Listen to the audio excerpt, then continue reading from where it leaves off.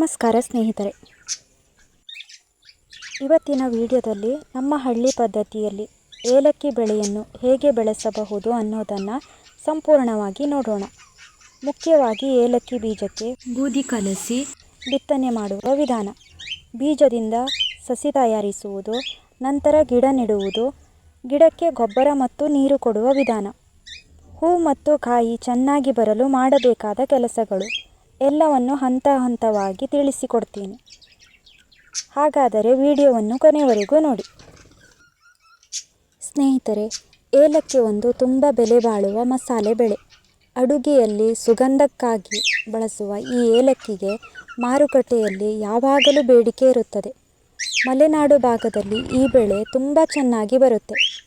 ತೇವಾಂಶ, ನೆರಳು ಮತ್ತು ತಂಪಾದ ವಾತಾವರಣ ಇದ್ದರೆ ಏಲಕ್ಕಿ ಗಿಡ ಆರೋಗ್ಯವಾಗಿ ಬೆಳೆಯುತ್ತದೆ. ಆದರೆ ಹಲವರಿಗೆ ಒಂದು ಸಮಸ್ಯೆ ಇರುತ್ತೆ, ಏಲಕ್ಕಿ ಬೀಜ ಬಿತ್ತಿದರೂ ಸರಿಯಾಗಿ ಮೊಳಕೆ ಬರುವುದಿಲ್ಲ. ಕೆಲವೊಮ್ಮೆ ಬೀಜ ಕೊಳೆಯುತ್ತದೆ, ಇನ್ನು ಕೆಲವು ಬಾರಿ ಮೊಳಕೆ ಬಂದರೂ ಸಸಿ ಬಲವಾಗಿ ಬೆಳೆಯುವುದಿಲ್ಲ. ಅದಕ್ಕಾಗಿ ನಮ್ಮ ಹಳ್ಳಿ ಪದ್ಧತಿಯಲ್ಲಿ ಹಳೆಯರು ಒಂದು ಒಳ್ಳೆಯ ವಿಧಾನ ಬಳಸುತ್ತಿದ್ದರು.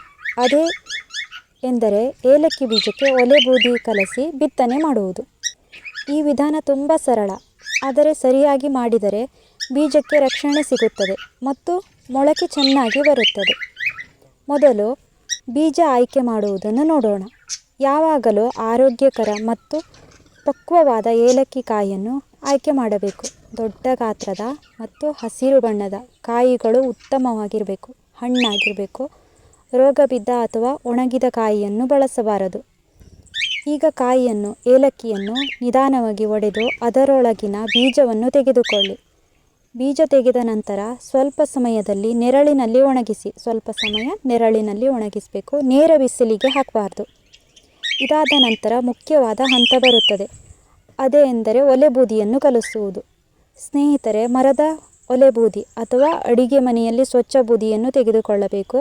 ಪ್ಲಾಸ್ಟಿಕ್ ಅಥವಾ ಕಸ ಸುಟ್ಟ ಬೂದಿ ಬಳಸಬಾರ್ದು. ಸ್ವಚ್ಛ ಮರದ ಬೂದಿ ಇದ್ದರೆ ತುಂಬ ಒಳ್ಳೆಯದು. ಒಂದು ಪಾತ್ರೆಯಲ್ಲಿ ಬೀಜ ಹಾಕಿ ಅದಕ್ಕೆ ಸ್ವಲ್ಪ ಬೂದಿ ಸೇರಿಸಬೇಕು. ನಂತರ ಕೈಯಿಂದ ನಿಧಾನವಾಗಿ ಮಿಶ್ರಣ ಮಾಡಬೇಕು. ಹೀಗೆ ಮಾಡಿದರೆ ಬೀಜದ ಮೇಲ್ಮೈಗೆ ಬೂದಿ ಅಂಟಿಕೊಳ್ಳುತ್ತದೆ. ಈ ಬೂದಿ ಕಲಸುವುದರಿಂದ ಹಲವಾರು ಲಾಭಗಳಿವೆ. ಮೊದಲನೆಯದಾಗಿ, ಬೀಜ ಬೇಗ ಕೊಳೆಯುವುದನ್ನು ಕಡಿಮೆ ಮಾಡುತ್ತದೆ. ಎರಡನೆಯದಾಗಿ, ತೇವಾಂಶ ಸಮತೋಲನವಾಗಿರಲು ಸಹಾಯ ಮಾಡುತ್ತದೆ. ಮೂರನೆಯದಾಗಿ, ಕೆಲವು ಹುಳು ಮತ್ತು ಶಿಲೀಂಧ್ರ ಸಮಸ್ಯೆ ಕಡಿಮೆ ಮಾಡುತ್ತದೆ. ನಾಲ್ಕನೆಯದಾಗಿ, ಸಿಹಿ ಅಂಶ ಹೋಗುತ್ತದೆ. ಏಲಕ್ಕಿ ಹಣ್ಣಿನಲ್ಲಿ ಸಿಹಿ ಅಂಶವಿದ್ದು ಇರುವೆಗಳ ಕಾಟ ತಪ್ಪಿಸುತ್ತದೆ. ಹಳ್ಳಿ ಪದ್ಧತಿಯಲ್ಲಿ ಈ ವಿಧಾನವನ್ನು ಹಲವು ವರ್ಷಗಳಿಂದ ಬಳಸುತ್ತಿದ್ದರು. ಈಗ ಬೀಜ ಬಿತ್ತನೆ ಮಾಡುವ ವಿಧಾನ ನೋಡೋಣ. ಒಳ್ಳೆಯ ಕೆಂಪು ಮಣ್ಣು, ಸ್ವಲ್ಪ ಮರಳು ಮತ್ತು ಕೊಳೆತ ಗೋಮಯ ಗೊಬ್ಬರ ಸೇರಿಸಿ ಮಿಶ್ರಣ ತಯಾರಿಸಬೇಕು. ಮಣ್ಣು ಮೃದುವಾಗಿರಬೇಕು. ನಂತರ ಸಣ್ಣ ಟ್ರೇ ಅಥವಾ ಪಾಲಿಥೀನ್ ಕವರಲ್ಲಿ ಮಣ್ಣನ್ನು ತುಂಬಬೇಕು. ಸಿಮೆಂಟ್ ಚೀಲ ಆದರೂ ಓಕೆ ಅಥವಾ ಟ್ರೇ ಆದರೂ ಓಕೆ, ನಿಮ್ಮ ಅನುಕೂಲಕ್ಕೆ ತಕ್ಕಂತೆ ಮಾಡಬೇಕು. ಆಮೇಲೆ ಬೂದಿ ಕಲಸಿದ ಬೀಜಗಳನ್ನು ಮೇಲಿಂದ ಚೆಲ್ಲಬೇಕು. ತುಂಬ ಆಳಕ್ಕೆ ಹಾಕಬಾರದು. ಸ್ವಲ್ಪ ಮಣ್ಣಿನಿಂದ ಮುಚ್ಚಿದರೆ ಸಾಕು. ಈಗ ಮಣ್ಣಿನ ಮೇಲೆ ನೆಲ್ಲಿ ಸೊಪ್ಪನ್ನು ಮುಚ್ಚಬೇಕು. ಪ್ರತಿದಿನ ಸ್ವಲ್ಪ ನೀರನ್ನು ಸಿಂಪಡಿಸಬೇಕು. ಜೋರಾಗಿ ನೀರು ಹಾಕಿದರೆ ಬೀಜ ಮೇಲಕ್ಕೆ ಬರುತ್ತದೆ. ಆದ್ದರಿಂದ ಸಣ್ಣ ಸ್ಪ್ರೇ ಅಥವಾ ಕೈಯಿಂದ ನಿಧಾನವಾಗಿ ನೀರನ್ನು ಹಾಕುವುದು ಉತ್ತಮ. ಮಣ್ಣು ಯಾವಾಗಲೂ ತೇವವಾಗಿರಬೇಕು, ಆದರೆ ನೀರು ನಿಂತಿರಬಾರದು. ಹೆಚ್ಚು ನೀರು ಇದ್ದರೆ ಬೀಜ ಕೊಳೆಯುವ ಸಾಧ್ಯತೆ ಹೆಚ್ಚು. ಸುಮಾರು 25ರಿಂದ 45 ದಿನಗಳಲ್ಲಿ ಚಿಕ್ಕ ಮೊಳಕೆ ಕಾಣಿಸಿಕೊಳ್ಳುತ್ತದೆ. ಮೊದಲಿಗೆ ಸಣ್ಣ ಹಸಿರು ಚಿಗುರು ಬರುತ್ತದೆ, ನಂತರ ನಿಧಾನವಾಗಿ ಎಲೆಗಳು ಬೆಳೆಯುತ್ತದೆ. ಏಲಕ್ಕಿ ಬೀಜ ಬೇಗ ಮೊಳಕೆ ಬರುವುದಿಲ್ಲ. ಸ್ನೇಹಿತರೆ, ಈ ಸಮಯದಲ್ಲಿ ಸಸಿಗೆ ನೆರಳು ತುಂಬ ಮುಖ್ಯ.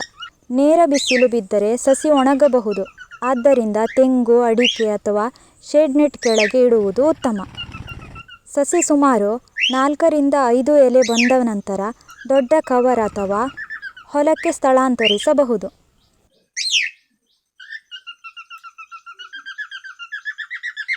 ಈಗ ಗಿಡ ನೆಡುವ ವಿಧಾನ ನೋಡೋಣ. ಮೊದಲು 1 ಅಡಿ ಆಳದ ಗುಂಡಿಯನ್ನು ತೆಗೆದುಕೊಳ್ಳಬೇಕು. ಅದರೊಳಗೆ ಕೊಳೆತ ಗೋಮಯ, ಒಲೆಬೂದಿ, ಎಲೆಗೊಬ್ಬರ ಮತ್ತು ಸ್ವಲ್ಪ ಜೈವಿಕ ಗೊಬ್ಬರ ಹಾಕಬೇಕು. ಇದರಿಂದ ಮಣ್ಣು ಮೃದುವಾಗುತ್ತದೆ ಮತ್ತು ಬೇರು ಚೆನ್ನಾಗಿ ಬೆಳೆಯುತ್ತದೆ. ನಂತರ ಸಸಿಯನ್ನು ಜಾಗ್ರತೆಯಿಂದ ನೆಟ್ಟು ಮಣ್ಣನ್ನು ಒತ್ತಬೇಕು. ನೆಟ್ಟ ತಕ್ಷಣ ಸ್ವಲ್ಪ ನೀರನ್ನು ಹಾಕಬೇಕು. ಸ್ನೇಹಿತರೆ, ಏಲಕ್ಕಿ ಗಿಡಕ್ಕೆ ಯಾವಾಗಲೂ ತೇವಾಂಶ ಬೇಕು. ಆದ್ದರಿಂದ ಬೇಸಿಗೆಯಲ್ಲಿ ನೀರು ತಪ್ಪದೆ ಕೊಡಬೇಕು. ಆದರೆ ನೀರು ನಿಂತರೆ ಬೇರುಕೊಳೆ ರೋಗ ಬರುತ್ತದೆ. ಹಳ್ಳಿ ಪದ್ಧತಿಯಲ್ಲಿ ಹಲವರು ಗಿಡದ ಸುತ್ತ ಒಣ ಎಲೆ ಹಾಕುತ್ತಾರೆ. ಒಣಗಿದ ದರಕೆಲೆ ಹಾಕುವುದರಿಂದ ಮಣ್ಣಿನ ತೇವಾಂಶ ಉಳಿಯುತ್ತದೆ. ಪ್ರತಿ ತಿಂಗಳು ಗಿಡದ ಸುತ್ತಲಿನ ಕಳೆ ತೆಗೆಯಬೇಕು. ಹಳೆಯ ಒಣ ಎಲೆಗಳನ್ನು ಕತ್ತರಿಸಿದರೆ ಹೊಸ ಚಿಗುರು ಚೆನ್ನಾಗಿ ಬರುತ್ತದೆ. ಈಗ ಗೊಬ್ಬರದ ಬಗ್ಗೆ ನೋಡೋಣ. ರಾಸಾಯನಿಕ ಗೊಬ್ಬರಕ್ಕಿಂತ ಜೈವಿಕ ಗೊಬ್ಬರ ಬಳಸಿದರೆ ಗಿಡ ಆರೋಗ್ಯವಾಗಿರುತ್ತದೆ. ಗೋಮಯ ಗೊಬ್ಬರ, ಕುರಿಗೊಬ್ಬರ, ಜೀವಾಮೃತ ಮತ್ತು ಎಲೆ ಗೊಬ್ಬರ ಉತ್ತಮ. ಒಲೆಬೂದಿಯಲ್ಲೂ ಪೊಟ್ಯಾಷಿಯಂ ಅಂಶ ಇರುವುದರಿಂದ ಗಿಡದ ಬೆಳವಣಿಗೆಗೆ ಸಹಾಯ ಮಾಡುತ್ತದೆ. ಸ್ನೇಹಿತರೆ, ಸರಿಯಾದ ಆರೈಕೆ ಮಾಡಿದರೆ ಏಲಕ್ಕಿ ಗಿಡದಲ್ಲಿ ಸುಂದರವಾದ ಬಿಳಿ ಹೂವು ಬರುತ್ತದೆ. ಈ ಸಮಯದಲ್ಲಿ ಗಿಡಕ್ಕೆ ನೀರು ಕಡಿಮೆ ಆಗಬಾರದು. ಹೂ ಬಿದ್ದರೆ ಕಾಯಿ ಕಡಿಮೆ ಬರುತ್ತದೆ. ಹೂ ಬಂದ ನಂತರ ಸಣ್ಣ ಹಸಿರು ಕಾಯಿಗಳು ಕಾಣಿಸಿಕೊಳ್ಳುತ್ತವೆ. ನಂತರ ನಿಧಾನವಾಗಿ ದೊಡ್ಡದಾಗಿ ಬೆಳೆಯುತ್ತದೆ. ಕೆಲವೊಮ್ಮೆ ಗಿಡದಲ್ಲಿ ರೋಗ ಸಮಸ್ಯೆ ಬರುತ್ತದೆ. ಎಲೆ ಹಳದಿಯಾಗುವುದು, ಕಾಯಿ ಕೊಳೆಯುವುದು ಅಥವಾ ಗಿಡ ಒಣಗುವುದು ಸಾಮಾನ್ಯ ಸಮಸ್ಯೆಗಳು. ಇದಕ್ಕಾಗಿ ಹಳ್ಳಿ ಪದ್ಧತಿಯಲ್ಲಿ ನೀಮೆಣ್ಣೆ ಸಿಂಪಡಣೆ ಮಾಡಬಹುದು. ಜೀವಾಮೃತ ಹಾಕಿದರೂ ಗಿಡಕ್ಕೆ ಶಕ್ತಿ ಬರುತ್ತದೆ. ಗಿಡದ ಸುತ್ತ ಸ್ವಚ್ಛತೆ ಕಾಪಾಡುವುದು ತುಂಬ ಮುಖ್ಯ. ರೋಗ ಬಿದ್ದ ಎಲೆ ಮತ್ತು ಕೊಂಬೆಗಳನ್ನು ತೆಗೆದು ಹಾಕಬೇಕು. ಏಲಕ್ಕಿ ಕೊಯ್ಲಿನ ಬಗ್ಗೆ ಮುಂದಿನ ವಿಡಿಯೋದಲ್ಲಿ ನೋಡೋಣ.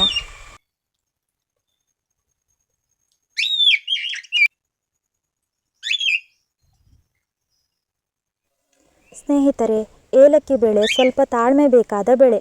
ಆದರೆ ಸರಿಯಾದ ಆರೈಕೆ ಮಾಡಿದರೆ ಉತ್ತಮ ಆದಾಯ ಕೊಡುತ್ತದೆ.